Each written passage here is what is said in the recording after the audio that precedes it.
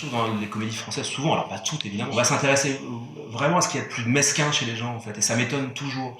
Et vous allez avoir une bande d'amis, on va faire un film sur une bande d'amis, et quand on regarde le film, on comprend pas pourquoi ils sont amis, parce qu'ils passent leur temps à se dire des horreurs, je sais pas, si vous regardez Le Prénom par exemple, ils se réunissent, ils dînent ensemble, ça fait 20 ans qu'ils sont potes, mais ils se détestent en fait.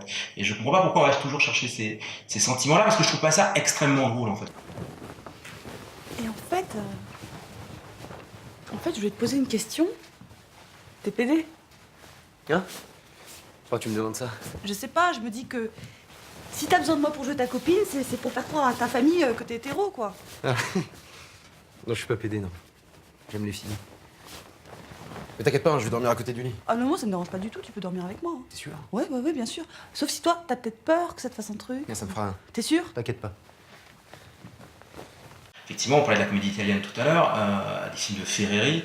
Il y a une forme de poésie, de décalage et de bouffonnerie dans le cinéma italien qui permet de sauver un petit peu cette chose-là. Il rend pas les choses mesquines. Alors c'est quelque chose qui effectivement m'intéresse plus. On est très nombreux en France à aimer le cinéma italien, à vouloir faire du cinéma italien, et évidemment personne n'y arrive. C'est impossible, c'est très difficile en fait.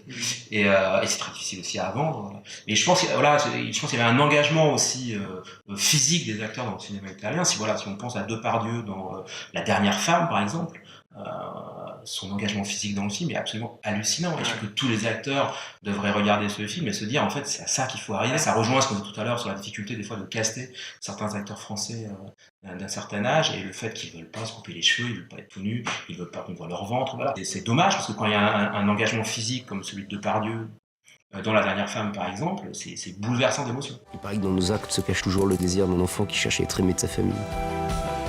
Car le plus difficile dans la vie, c'est de trouver quelque part dans le monde quelqu'un qu'on aime plus que sa famille.